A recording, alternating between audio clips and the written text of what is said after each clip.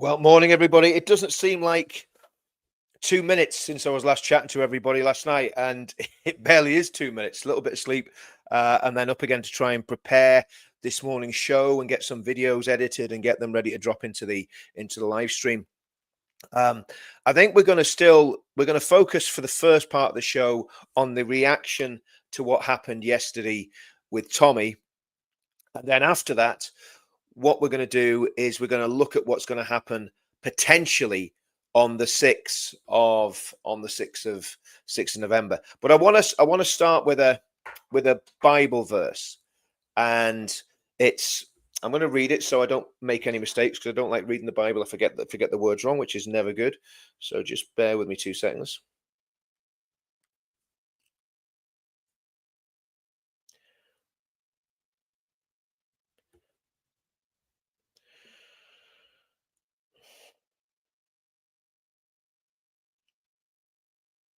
Here we go. So this is from the book of First Peter. First Peter 5 verse 7, and it's talking about how we can deal with worry. And I know a lot of people that come and watch our programs, that tune in, that get involved in the comments. I know a lot of people are worried and stressed, and that's understandable. Now, here's the thing: if you're a Christian, you shouldn't be stressed and you shouldn't be worried, according to the Bible. And I know as a Christian that I've spent most of my Christian life stressed and worried. So there was something going wrong somewhere. And it's First Peter 5 verse 7, and it says, "Casting all your cares upon him, for he cares for you." Casting all your cares upon him, for he cares for you.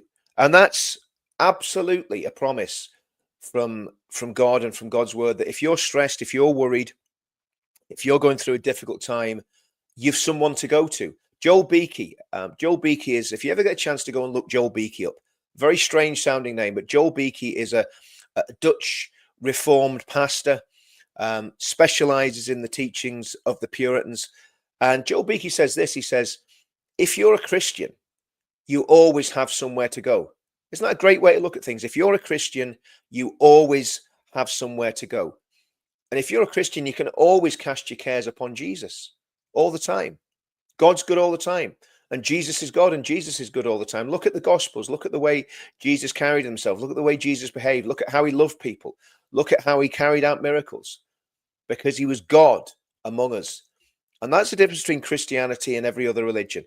Every other religion, you've got to try and please God. With us, what you've got to do is surrender to Christ and let Christ take control, and cast your cares upon him, cast your worries upon him. So anyway, that's a little bit of Bible for this morning. Let's just start the day in prayer as well. And I think we'll kind of make a habit of doing this. And again, I mean, there's some amazing things happening in our movement, but let's just bring the day. Let's just bring the day to the Lord. Father, thank you that you've given us a new day, a new morning with new blessings, and all's good in the world. But it's not. We know there's battles. We know there's all sorts going on. But from your point of view, Lord, you want to bless us. You want to protect us. You want to use us in this battle against evil. So, Lord, I pray that you'd be with everybody that's watching today. Lord, keep everybody safe. Lord, heal those that need heal. Encourage those that need encouraged, and let everyone cast their cares upon you, Lord, and just be with us. Be with us today. Be with us every day for the rest of our lives. In Jesus' name, amen. So here we go. I'm going to play a video, and this is Ben's reaction to what happened in the trial yesterday. And it's telling that Ben Habib is the only politician. I haven't heard if Nick Tenconi said anything, but I'm sure Nick will as well. But Ben Habib is the only politician that I've heard that has spoken at length about what happened to Tommy. So it's from the Andrew Eborn show. Again, I've edited it very quickly, but let me know in the comments what you think. But this is Ben's take on what happened. I'm joined by Ben Habib. Hello, Ben. Good evening. Um, just to fill in the facts here, Tommy was charged for failing to comply with a duty under what's Schedule 7 of the Terrorism Act of 2000 after being stopped at the Channel Tunnel in Folkestone on July the 28th, 2002, and he was refusing to hand over his PIN. Judge Goose cleared Robinson of all charges, stating he could not be sure the police stop was lawful or in a headline of the law used. A couple of key quotes and then I'll get your reaction. He stated that the stop gave the impression of an arbitrary decision based on who you are, i.e. who Tommy is or Stephen. He concluded that it was actually what you stood for and your beliefs that acted as the principal reason for the stop. I cannot put out of my mind that it was actually what you stood for and your political beliefs that acted for the principal reason for this stop. He noted that the officers involved appeared fundamentally unclear about their powers, had no real recollection of questions asked during the 40-minute stop, and failed to record clear reasons for selecting Robinson. His barrister, Tommy Barrister, was Alistair Williams KC. He argued that the stop was politically motivated and the predominant influence on the officer's decision was simply recognising Tommy Robinson. Ben, what's your reaction? I agree with all of that. And I think what it confirms is that there is at least one judge thinking straight in the judiciary, for which hurrah. But everything else it confirms is that we've got a broken criminal justice system. And when I first heard that Tommy Robinson had been charged under the Terrorism Act 2000, I think it's Schedule 7 you mentioned, which, just for viewers who aren't familiar with it, effectively allow a particular branch of the constabulary to stop you the normal rights you might have as a human being. All the rights which they all bang on about, you and I discussed the other day, Human Rights Act and all the rest of it, all of it suspended under the Terrorism Act, and they can detain you and do effectively what they wish with you. And if you don't give them access to your telephone, I think in Tommy Robinson's case, it was the PIN to his telephone, they can bring charges. And the judge was absolutely right to point out that this was politically motivated. And he was absolutely right to throw it out. Anyone who first saw the case being brought knew that it was politically motivated. The thing that, and it confirms, as I say, that we've got a two-tier criminal justice system, one where the police are acting, based on political activism as opposed to enforcing the law. But the other thing I think that's really revealing about this case is that Tommy Robinson, whether you like him or loathe him, is well known right across the United Kingdom and in every part of the political sphere. And there hasn't been, with my exception, I think, there hasn't been a single leader of a political party that's come out and said he was treated badly. This is a sign of a criminal justice system that's not working. And this is something that needs to be fixed for all of us, not just for Tommy Robinson. It needs to be fixed for all of us. A law used inappropriately in the way that it was against him will one day be used, or already has been, against other British citizens. And that takeaway doesn't seem to have got into the minds of the leaders of the other political parties. And they're so themselves cowed by cancel culture that they're not prepared to stand up on this case because they fear they'll be cancelled if they support in any way Tommy Robinson, who, as I think I've said on your program before, has somehow become the Voldemort of political commentariat as well as the political sphere. And that's where we are going to fail as a country if we don't have political leaders that can separate what is socially acceptable and what their peers may think is the dinner party class count as acceptable sort of social company and so on. If they can't separate that from the principles that should apply equally to all British citizens, we're done for. We've got to have politicians and leaders in particular who can make that separation and call it out for what it is. So lots of people have said to me, Ben, it's political suicide that you have supported Tommy Robinson when he was incarcerated last year, which in my view was also politically motivated. It's political suicide that you've allowed him to become a member of your party, even though that is his human right. It's political suicide that you've now called out the system when he was arrested on these terrorism charges. And I keep hearing it's political suicide, it's political suicide. Well, I tell you what is political suicide is not standing up for the British people. Ultimately, that is the suicide of our system, our constitution, equality under the law. And that's a kind of mass, that's a crime against the masses of this country. So I'm delighted that he has had these charges thrown out of court. I'm delighted that the judge cited what he cited, correctly cited, that effectively this was a politically motivated personal attack on Tommy Robinson. And I'm very disappointed that not any of the other political leaders have come out and denounced it the way I have. Kemi Badenoch should be coming out and denouncing it. Farage, who said the other day that actually this wasn't a terrorism issue. He was stopped because there's something wrong with his passport. He was being interviewed on a podcast and he got it wrong. He should come out and say, well, I made a mistake. Actually, it was terrorism charges and Tommy Robinson was falsely accused. Doesn't matter whether we know Farage hates Tommy Robinson, but why can't the leaders of political parties act on principle? They've got to do it.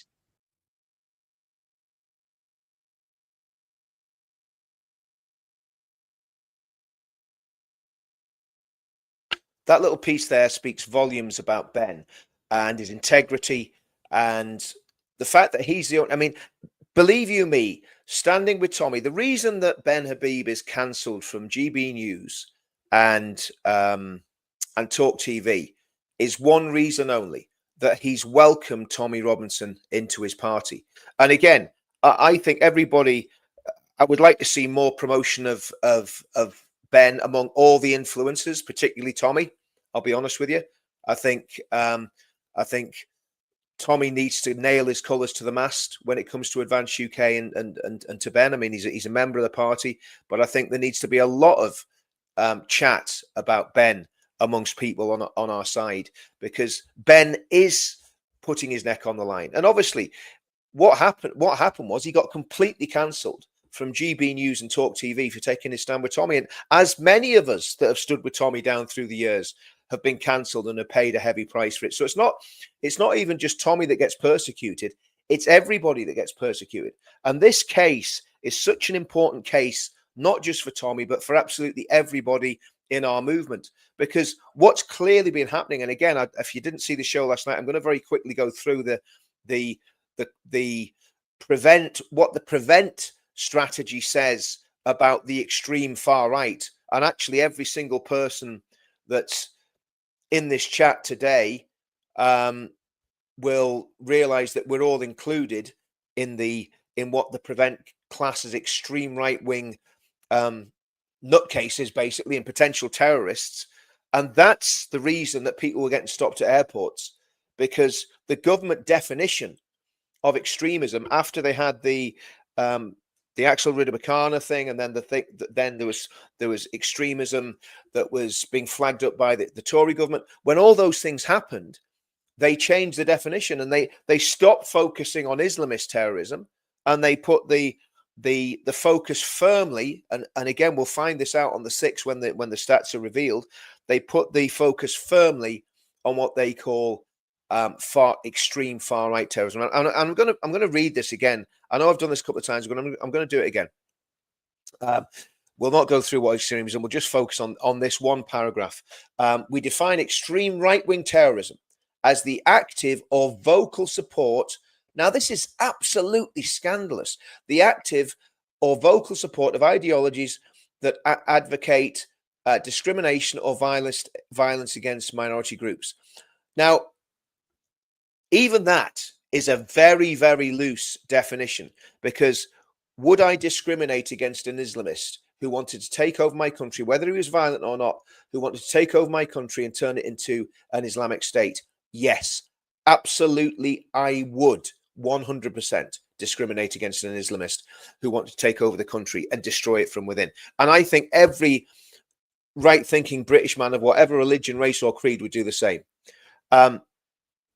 So it says the 3 most common subcategories of extreme right-wing terrorist ideology and their narratives are cultural nationalism.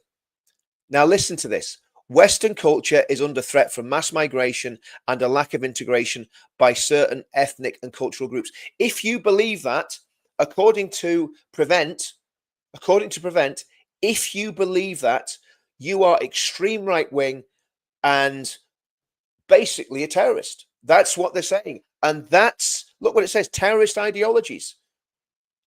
It is absolutely scandalous, and that needs to be changed. And again, I don't know how we do it.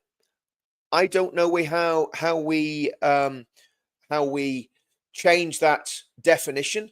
I'm not a politician, but we need to be talking to Advance. I'm going to talk to my local MP about it when I get the chance, because that definition is fundamentally flawed and wrong. And that's why Tommy got grabbed at the airport. That's why I got grabbed at the airport. That's why Danny got grabbed at the airport. That's why Callum Webster Callum that used to work with Sargon got grabbed at the airport. That's why loads of people are getting heat from the police. And that's why the deep state police that should be dealing with real terrorism are looking at right-wing activists who are political, non-violent, basically like Martin Luther King Jr. The deep state is looking at us because this gives them the reason to look at us. And what we found out from yesterday is that it's against the law. What the state is doing is against the law, because what they're doing is attacking us on the grounds of one of our protected characteristics. And I think this is massively, massively important. I'm going to have a look at what Ezra said about Tommy yesterday, because again, very, very interesting thoughts from Ezra. Has been acquitted of the ludicrous charge under the Terrorism Act. That's obviously the big takeaway. I think a very important second story is how the judge absolutely excoriated the police, saying they were not credible, that they were deceptive in their vagueness, they lost their notes, etc. He was really harsh on their conduct. But I think the most important thing by far was that the judge said several times and in several different ways that Tommy Robinson was targeted because of his political beliefs.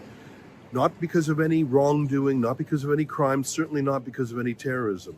That he was interrogated, stopped, detained, humiliated, and put through this entire prosecution because he has a different political point of view than the government. That is a stunning thing to hear from a judge. That's certainly not what I expected to hear in a trial on Tommy Robinson not giving up his cell phone password. And I think it vindicates and validates everything that Tommy's allies and supporters have been saying for years, that he is being turned into an enemy of the state, and the resources of the police and the prosecutors and the regime media have been dispatched to destroy him, not because he's done anything wrong, but because he dissents from the mainstream point. And I think what Ezra's saying there, it backs up what I'm saying, that those of us who have stood with Tommy, we've all been vindicated by this case, because we've all been saying for years that the reason that he's getting arrested, the reason he's getting treated like this, is because of his political beliefs. Now, this is massive. And like I say, this feeds in to the cancelling of Ben Habib, actually. It feeds into the cancelling of Ben Habib. Because let's get it right. If Tommy had been convicted yesterday and had a terrorist conviction against him, that would have been a game changer in the negative sense for our movement. That's how big this is. That's the stakes. That's how high the stakes were yesterday. And is it any wonder that Tommy was looking stressed? That's how high the stakes were.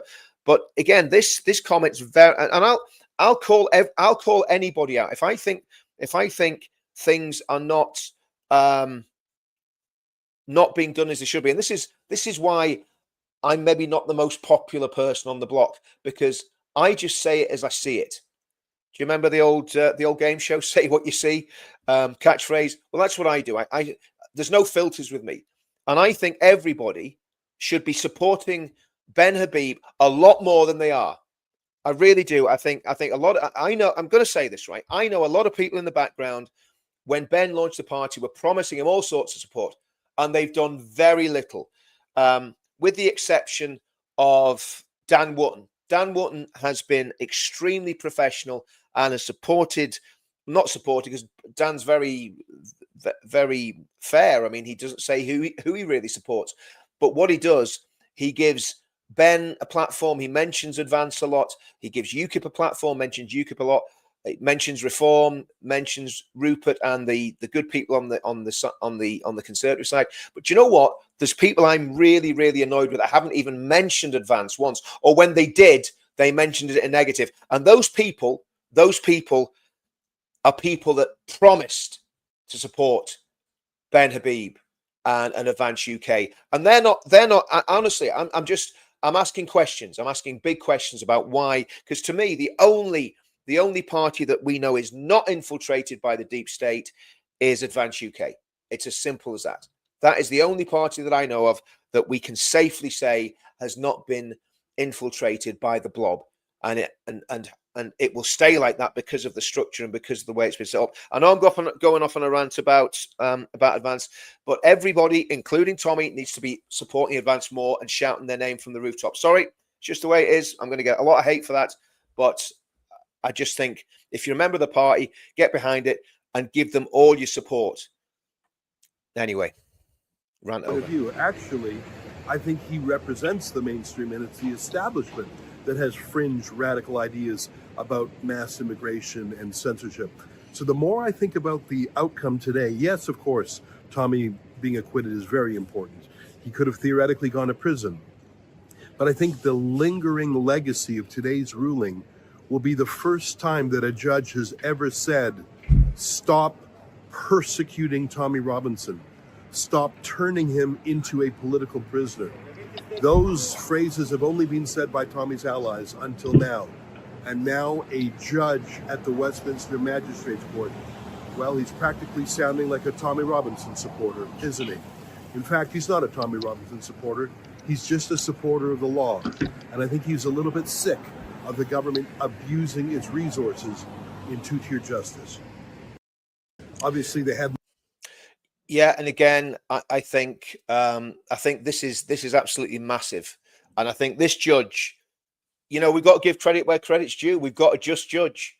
You know, there's an old song by Bob Dylan about a corrupt judge called Seven Curses, and Bob Dylan did another one called Rosemary, Lily, and the Jack of Hearts that was about a corrupt judge. But this was a fair judge. This was, you know, and we've seen the corruption. We've seen the people that aren't standing and being fair. And we've seen the fact that Tommy has been persecuted and vilified and demonized for years and years and years. But the truth is that yesterday, I think we got justice, and I think that can have a massive implication. But we've got to capitalize on this. And again, I make an appeal to the barristers, to the lawyers, to the solicitors that actually do support Tommy, the black belt barrister, Stephen Barrett, all those really, really good guys that are just lawyers, just barristers. They really need to step up and step up to mark. I'm going to play a video from the Daily Telegraph. So we'll finish on the Tommy thing. It's great news, but obviously the world moves on, and we've got to bank this one, and we've got to work out how we can use this ruling to our advantage. So I'm going to move on to something the Daily Telegraph has just published, and I'm going to play a video. And it's about the BBC. This is about the blob, and this is about corruption in high places. And again, let me know your thoughts after I play this video.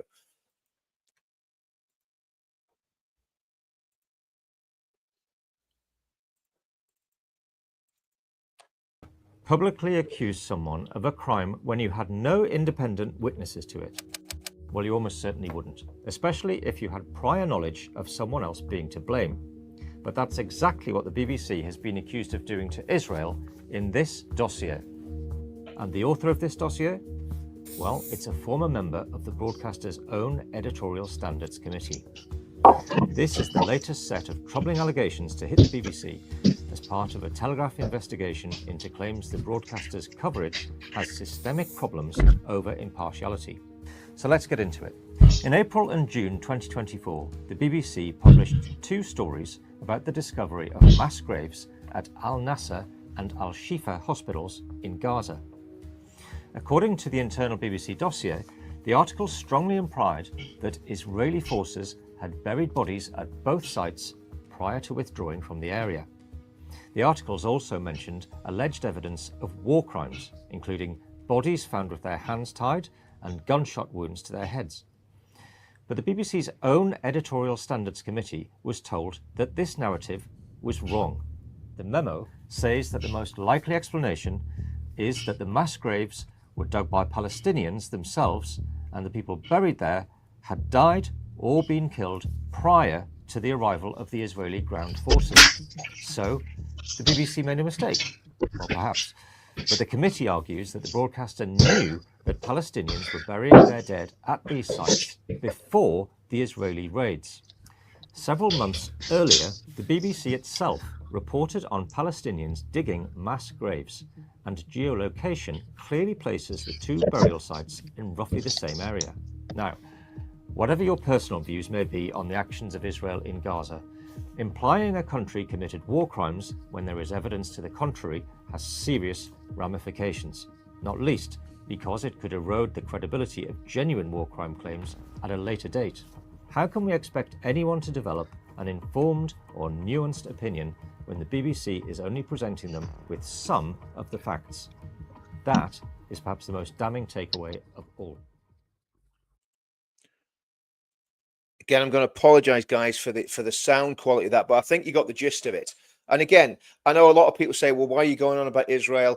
Well, it's the same narrative that has condemned everybody on our side of the political debate. I've just found out, and I can't do anything about it. I've just found out in the last 2 days that over a year ago, Searchlight magazine published an article about me that was completely untrue.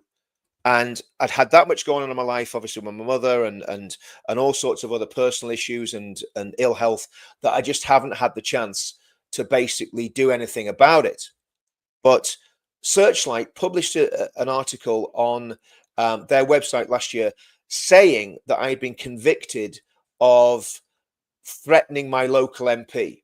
Right now, actually, my local MP is a very good friend of mine, Alex Easton. He lives just up the road from me. He's one of us. He's a working class lad. He's a top bloke. The story was completely untrue. There's another man called Richard Inman. I mean, you couldn't make this stuff up. There's another man called Richard Inman who lives in Keighley, in Yorkshire, who was convicted. He's 41 years old. He was convicted of threatening his local MP, and he got a suspended sentence. Searchlight magazine, when I joined UKIP, joined the NEC of UKIP, Searchlight magazine published that story. And I didn't think anything. I didn't even know. You know, it just went straight over my head. I have a rough recollection of somebody saying something. Now, if I'd have known about that, I would be suing them. But obviously, there's a statute of limitations on slander, on libel, and you can only sue someone within a year of the story being published. So all the stuff going on, I didn't do anything about it. It came to my attention the other day, and I wondered, I couldn't understand why people that I did business with were all of a sudden not doing business with me anymore. In fact, one client wrote to me and said, we don't agree with your values, so we can't do business with you anymore. And I thought, this is weird because I've known these people for 20 years. So that story that publication published has done massive damage to my reputation. Completely true. I've never been convicted of any criminal offense in my life. And I'm going to write to Searchlight. I'm going to ask them to take it down. Who knows whether they will or not. The problem is because, one, I don't have deep pockets, and two, it's past the statute of limitations. I can't sue them, but they did libel me.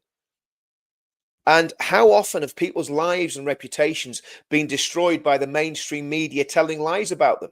Then we had all the nonsense in the Sun newspaper, where there was the story about, one of Tommy's demos. So these things are serious, and Tommy's reputation has been ruined by the media.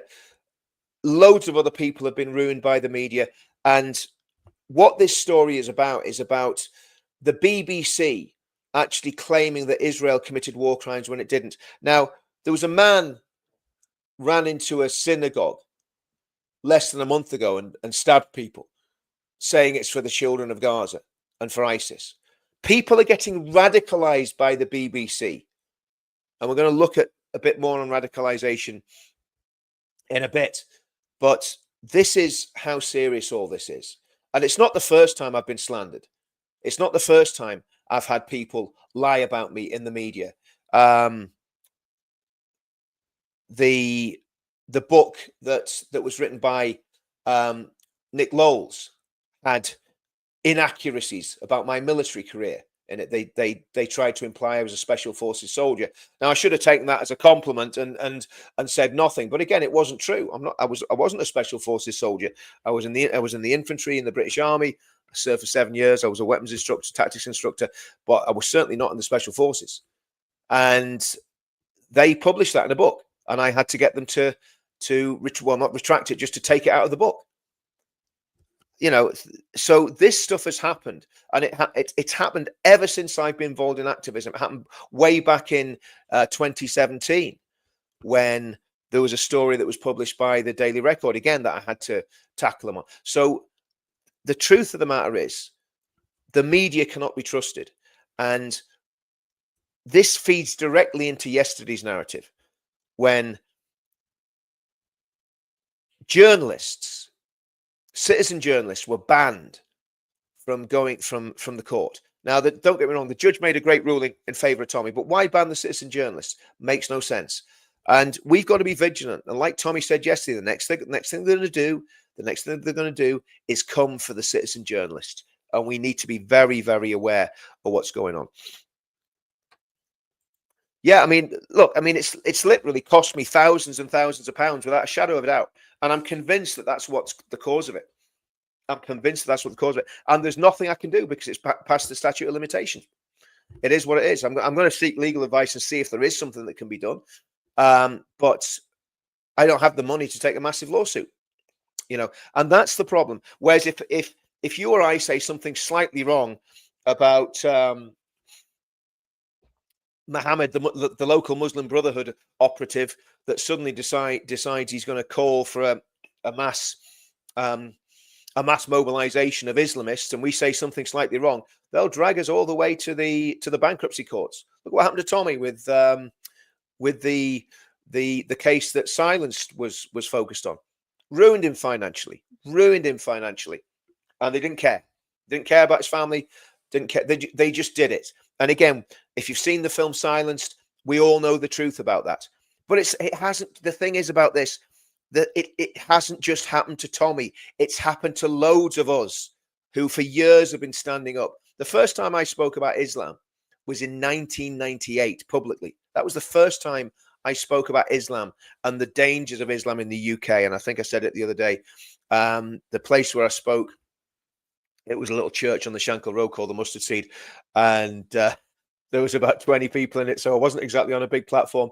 There was no there was an internet, but there was no YouTube then. And the people just looked at me like I had two heads. What is this man talking about? But, you know, there's a lot of us have been doing this for a long time in various different ways. And it has a massive price, and it shouldn't have a price, because what we're trying to do, we don't hate anybody. We're not against Muslim people. We're against the ideology that is absolutely ruining millions upon millions of people's lives, and in my opinion, taking them to hell. But that's a religious thing. So yeah, I've given up now, as I don't want to be seen as harassing. I don't know what that's about. BBC are the mouthpiece of the 21st century modern day Nazis. Absolutely, the Islamofascists and the National Socialists of the far left, or the International Socialists of the far left. Free legal advice should be a human right. Well, do you know what, Christine? There are a lot of people with a lot of money, and the reality is there should be a fund for every single patriot that gets into legal difficulties. Now, I know the Free Speech Union is great. In fact, I think I'm going to join the Free Speech Union. But there needs to be a fund to support patriots that get into legal difficulties. And I'm not a money man. I'm rubbish with money. But someone needs to set a fund up that basically people can give to support legal proceedings when patriots get dragged through the courts. Because if Tommy didn't have Elon supporting him and a good barrister yesterday, he could have been in all sorts of trouble. Not yesterday, whenever the trial was, before he went to Israel. Okay, I want to have a look at what's going to happen tomorrow in Birmingham. And again, guys, I think this mass mobilization in Birmingham tomorrow is absolutely disgusting. It's absolutely this disgusting. match shouldn't even be taking place. Like they did with Russia. Why? Yeah. Look at the double standards. Yeah, so exactly. Yeah, we can go into the into the. So this clown here, I mean, the problem is these are dangerous clowns. These are clowns that people actually listen to. That's the problem that we've got here, guys. So this clown is basically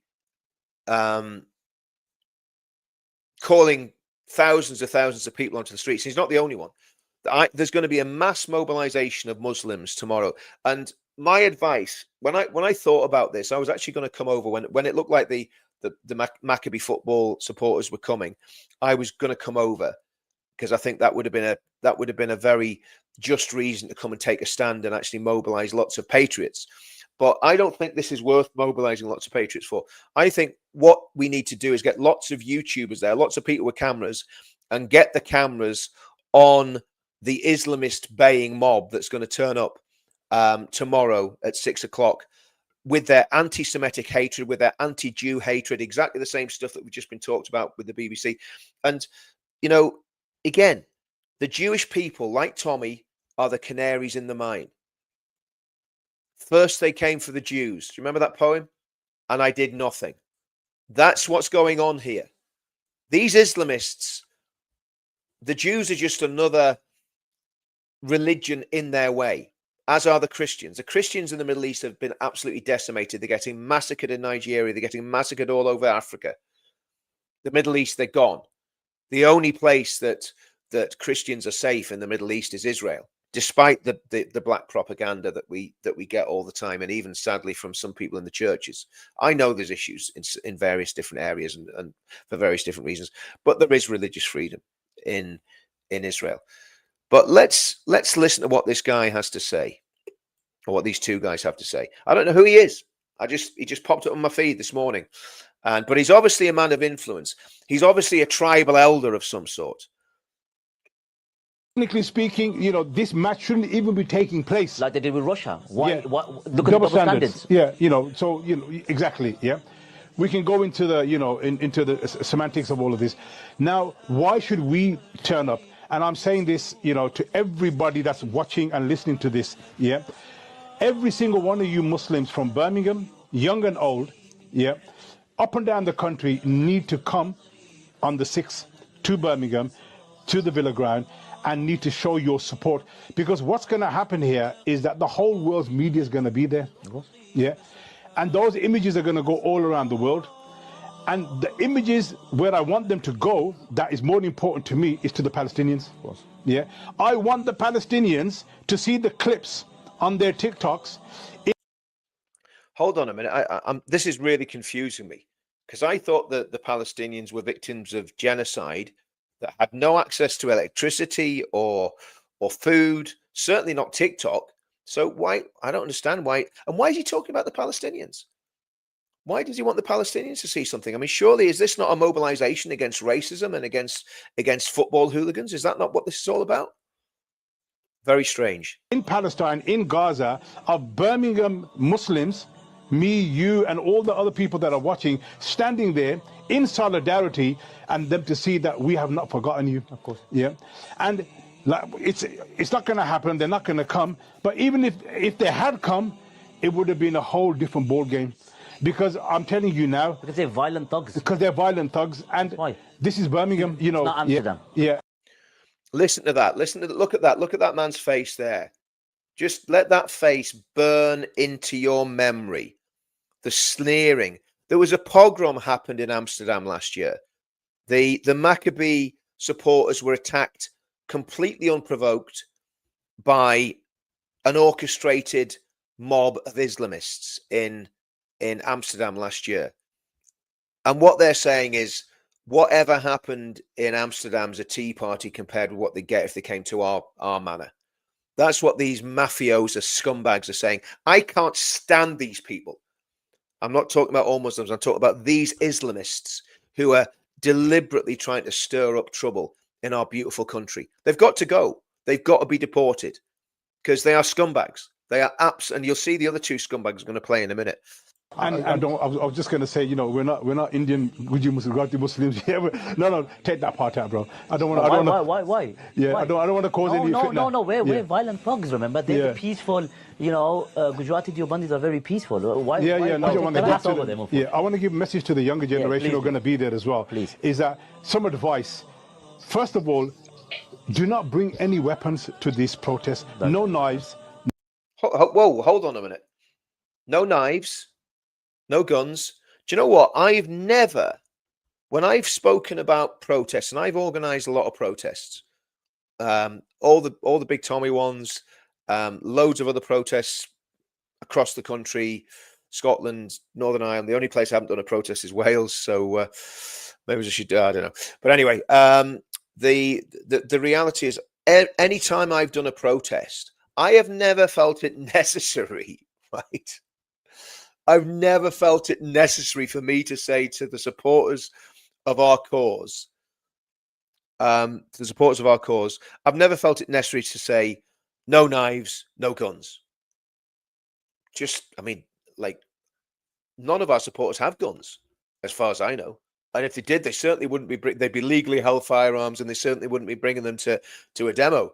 Or knives. We don't do that, mate. That's not the way we work. But obviously, there's something in your community where you feel the need to say that. Very, very strange. No guns, no machetes. No machetes as well. No guns, no knives, no machetes. Let's say anyway. And you don't even need to balaclava. You don't need to hide your face. Yeah. Why? You don't need your balaclavas either. So, this is very, very strange. Very, very strange.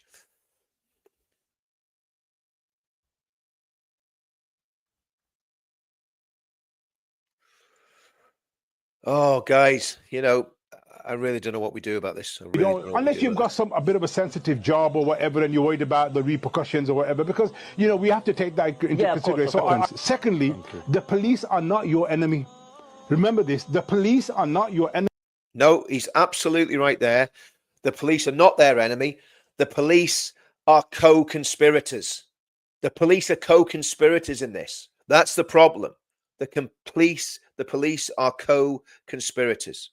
No knives, no machetes, no guns, and no balaclavas, guys. I have never heard the like of that in my life.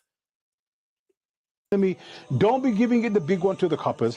Don't be trying to, act all hard and whatever. They've got a job to do. Let them do their job.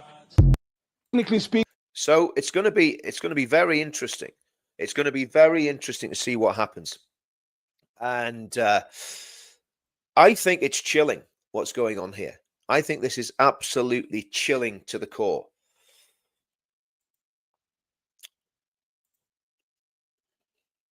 Just what I'm going to play now, I'm going to play the Chuckle Brothers.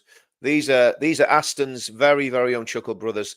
Better Call Afzal and his mate. Justice, solidarity, and more importantly, unity. We must be united against racism, hooliganism, and all this far-right nonsense. Okay. United against racism and hooliganism. But hold on a minute. Are you calling for the Christians to come out and protest with you? Are you calling for the Jews to come out and protest with you? Are you calling for white people to come out and protest with you? I think this is going to be a pretty monocultural meeting tonight. I don't think there's going to be too many white people there. There's probably not going to be too many black people there either. There'll maybe be all the useful idiots from Stand Up to Racism, because they always give them a little bit. They always give them a little bit of cover, don't they? But let's see what the Chuckle Brothers have to say. West Midlands Police have been spoken to, and they will ensure safety of all protesters and Villa supporters on that day. Villa supporters need to understand that we also support them. So he's not saying he's a Villa supporter. The last time I saw him, he was wearing a Villa shirt, but that's another story. Absolutely, and my message to specifically the youth of Aston, the youth of Birmingham, the 700 officers from West Midlands Police and other police forces that have been drafted to protect us against right-wing hooligans, to protect us from Tommy Robinson lovers. Every single one of you must remember. to protect us against Tommy Robinson lovers. That shows what these goons don't realize is the massive support that Tommy Robinson has in this country. What they don't realize is that Tommy Robinson can mobilize millions of people from all different backgrounds, Sikhs, people from the black community, people from the football community, working class, middle class. Tommy showed that on the 13th of September, that he can mobilize millions of people in this country. And what they don't realize is that they are a minority. And what they don't realize is that nobody likes Islamists. Normal, moderate Muslims don't like Islamists. They don't say anything because they're terrified. They're terrified of them. They're terrified of them. But look at what that other clown said. Don't bring your don't bring your machetes, your knives, or your guns. And these two clowns with very, very, very bad English. One of them's a lawyer. My goodness. That the police are on our side. They are protecting our communities, our cities. By the way, guys, see the clown in the white jacket? He's the one that said, we're not here to take part. We're here to take over. We're not going to take part. We're going to take over. No, you're not, mate. No, you're not taking over. Not on my watch. Not on anybody else's watch. Scumbags. This is our mothers, our property. We must not follow the right-wing ways of being disrespectful to the police, because the right wing are not our teachers. We must not follow them. We must do exactly the opposite We must not follow them. Oh, we must not follow them. of what they do, and give a clear message of unity, peace, justice, and solidarity. Unity, peace, justice, and solidarity. Leave your guns, your knives, your machetes, and your balaclavas at home. Hope to see everyone there Thursday, Aston Pavilion, Trinity Road, 6 p.m. Interesting. It's interesting. It's interesting, guys. I'm going to get rid of him because I don't want to look at his face anymore. Any of those, absolute, the Chuckle Brothers and I don't know, the old tribal leader there. Just get rid of them. Just get rid of them. Get rid of them. And let's just start these deportations. Let's get a right-wing government in that starts rounding these people up that are Islamists, rounding the terrorists up, and let's get them gone out of our country. That's what we need, guys. We need a massive, massive majority in Parliament who are 100% up for getting rid of the Chuckle Brothers with their balaclavas, their guns, and their knives left under the beds. But this is the whole point. The whole point is that, do you know what, Linda? This is the point. This is the point. I mean, I mock them, and I want to embarrass them, and I want to show them as the absolute fools that they are.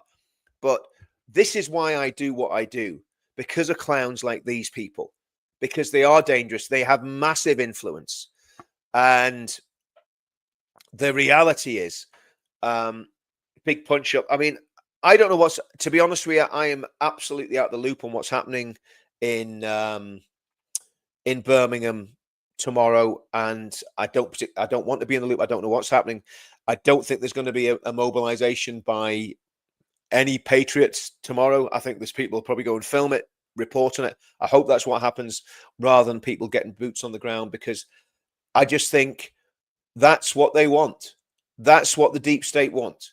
And if you have a mass confrontation between a whole lot of football lads, I'm using that as an example, a whole lot of lads, a whole lot of patriots, and a whole lot of Islamists, it's going to be a disaster. So the best thing to do is get it filmed, get it covered, show them for the absolute scumbag, anti-Semitic, racist, fascists that they are. I'm talking about the Islamists here now, okay? Show them for what they are, supremacist scumbags that shouldn't be in this country. And the Islamists, you're on notice. If you're an Islamist, you're on notice, because you will be gone when we get a good government. You will be gone out of the country. You have no place here. You're not going to take over our country. And we need to legislate against people. They used to call it sedition. People who are trying to take over the country, even by peaceful means. You don't have to have an armed revolution. Look at what the left have done. And all of these people, the far left, the Fabians, the communists, the Islamists, and the globalists, they are all traitors to our country and to our cause. And they all need to be dealt with. They all need to be rounded up and the Islamists, they need to be deported. Simple as. And if you were born here, well, we'll work something out. We'll work something out. We just can't have these people in our country anymore. And this is not the moderate Muslims. And I want to show you. I want to show you the sort of Muslim that I want in the country. Okay, I'm going to show you a little video. I put it on the channel last night.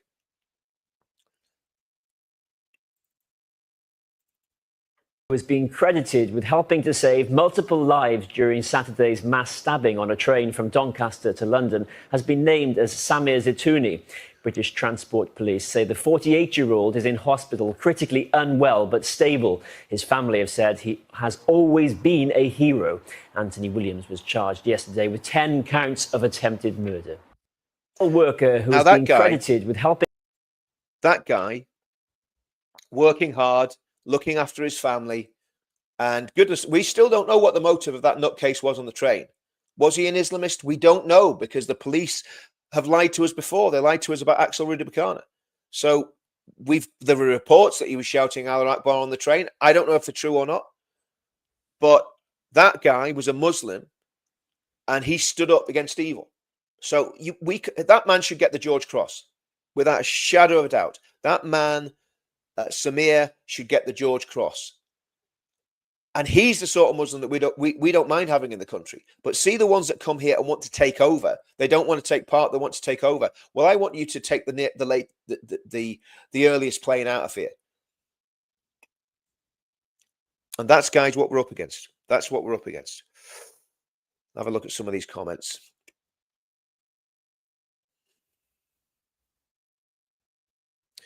Oh, if you're talking about Jay Smith is absolutely fantastic. Did you know the toxic water hemlock is non-polar? Where's my bacon sandwich? Sorry, guys, I can do a lot, but I can't do much. Big punch up. You know, we don't want a big punch up. That's what we want to avoid, and that's why I'm saying I think it'd be great for all the auditors to go. I don't think this is a time to have a big showdown with the Islamists.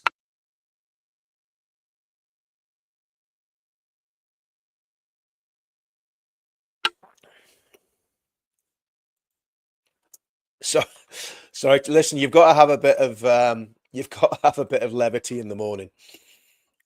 If you want to know about this, yeah, absolutely. This is 100% right. Jay Smith, David Woods, Robert Spencer, they're all absolutely on it. I mean, David Woods used to do a thing with Robert Spencer called Jihad Watch. I don't know if he still does it, or the Jihad podcast or whatever it was called. Well, I'm glad I'm making some people laugh. You know? Oh dear. Advanced UK are the only part. Yes, absolutely. I think Advanced UK are the only part that's going to stop this madness. And I think what we'll see very soon, we'll see some policy coming out from Advanced UK, and we'll find out exactly what is going to happen to Better Call Afzal and Jihadi Jay and his little sidekick.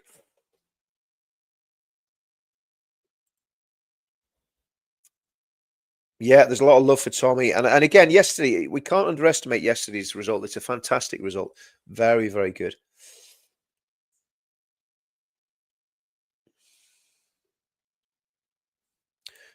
Well, I'm sure people were saying that about reform, Barry. Tell me who you're supporting, Barry. Let me know in the comments, mate. I'm sure people said that about reform before the last election. In fact, reform could have done considerably better if they'd actually been properly organised for the previous 3 or 4 years or whatever it was. They should have been ready for that last election. Unfortunately, they weren't, and now we've got what we've got. My fear is that they will not survive. We will not survive as Britain for another 3.5 years. Will Advanced UK be ready to make an impact when we need them? They've got to be. I tell you what, if they're not, they're going to, if Advanced UK are not ready, then they're going to have a lot of people to answer to as well. My issue is, guys, I don't trust Farage. He doesn't get the Islam thing. He doesn't get Islamism. He doesn't. He's afraid of it. And Ben Habib isn't. And Ben Habib is very, very. He learns things very, very quickly. He learns things very quickly. I hear all this stuff about a national strike. I'm not convinced of that. My wife says, I think there's a guy called Vindicator that's talking about doing a national strike. Oh, by the way, Working Class Patriot, I need to link up with you, mate. I saw a comment about doing a stream with you. I'd love to do a stream with you. So if anyone's got any contact details for Working Class Patriot, let me know, guys. Let me know how we can get in touch with them. If 100,000 people turn up, they will all be blood relatives. Oh, that's very good. Well, I mean, there probably will be 100,000 of them, you know, that cousins first, cousins, brothers, sisters, sister wives. Oh dear. I would love to see Advance UK leading the country, but the reality isn't going to happen. But we can, well, Barry, do you know what? Let's see what happens, mate. I mean, I think here's the thing, like Ben Habib said, and this is why I want everybody talking about Advance. And that's why I've called out all of my friends, and they are my friends that are fellow YouTubers. And I know some of them won't be too happy with me calling them out. But I'm sorry, guys. I'm not in it. I'm not in this to have friends or to be popular. I'm in this because we need to win. And the only way we're going to win on the right, when Ben stuck his neck on the line for Tommy, he absolutely was cancelled by anybody in the mainstream media. Right? He's just been vaporized. So there is then an abundant duty on the people that he got cancelled for to speak up for him, because the only way we're going to get out of this. Listen, as much as I know that we need a spiritual solution, right? We absolutely need a spiritual solution. We need a Christian revival. That's what we need in the country, and Tommy knows that, and he's right about that. And the culture then flows from the Christianity.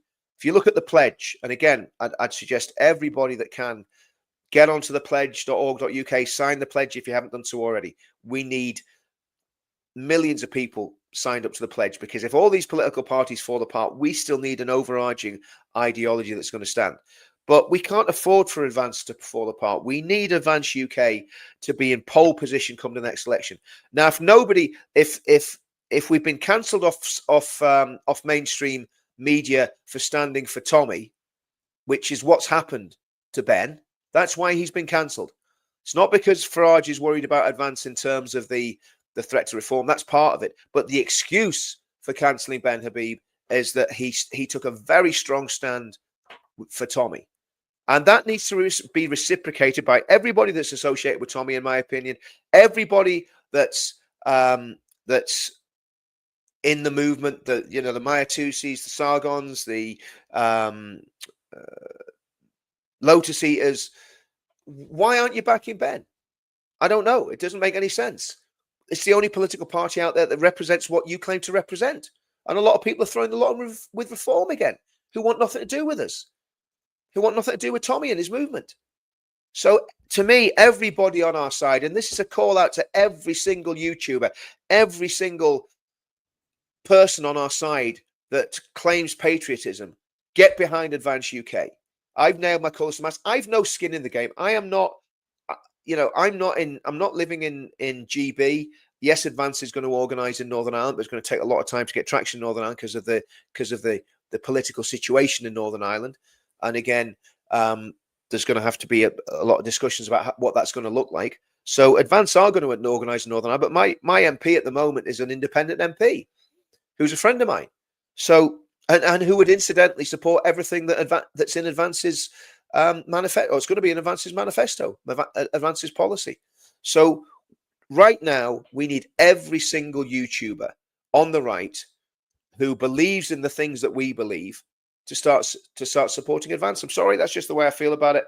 Again, a lot of people are going to push back against me. I'm going to get all the grief that I normally get when I speak my mind, but I don't care. Do you know what I mean? I literally don't care. What more can people do to me? Do you know what I mean? So yeah, that's me just being absolutely straight and honest with everybody. We've got to get behind Advance. If we all get behind Advance and you get 1 million people joining Advance, then we are going to be fine. Love this.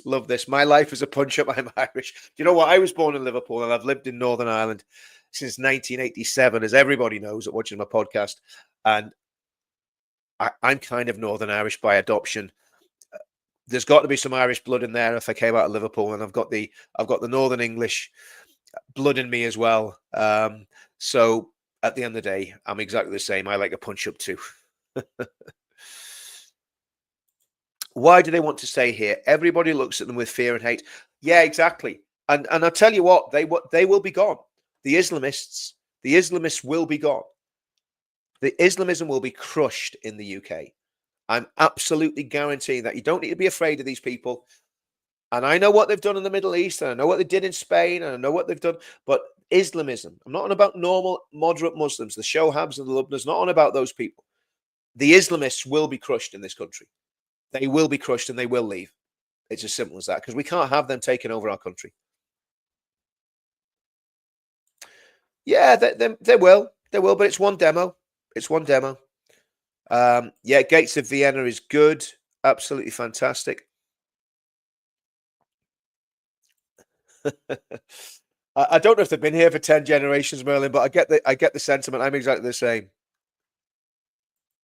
We're wide awake. Well, I'm still. I know what you're saying, Bess, but if we're talking about actually being awake, I've been wide awake since 10 to 5, and I'm still a little bit bleary-eyed. But was I having a bad dream, or did I see an advert? It was Boxing Day. People were in their beds when they heard gunfire.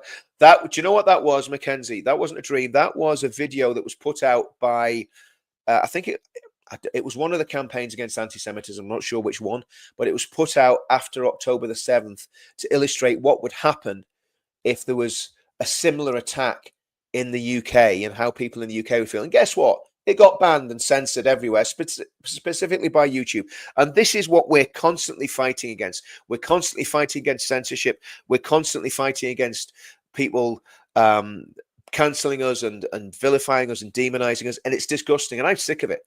I'm sick of people not showing us any respect when we're the ones that are actually fighting this fight every day, tooth and nail, putting our heads above the parapet. And all we get is grief, and sometimes grief off our own people. Do you know what, with a strike, I just don't see. Look, do you know what? To be honest with Cara, I've never even thought about it. So, do you know what? I'll go away and think about it. My wife's been talking about a strike for ages. But yeah, let's see what happens. Can advance UK rally if there's an early election? If Farage is smart, he will want that before. Yeah, I mean, the reality is an early election is down to the Labour Party. Now, if the economy totally collapses, which it could do, then there will be an early election. Then it will. Well, we've just got to make sure that Advance is ready. If Reform win and Advance is getting stronger and stronger, Advance will pull them to the right anyway. So what we need to do, Advance is not just a one-shot. You know, it's not just a one-shot missile. You know, I mean, it's a machine gun with lots of bullets. So Advance is going to have lots and lots of elections to fight. This is just the very, very beginning. And if they don't win the next election, if there's an early election and they don't win it, then I think we've got to look at what happens next. Guys, I'm going to have to go because I've got to do the school run for the grandkids.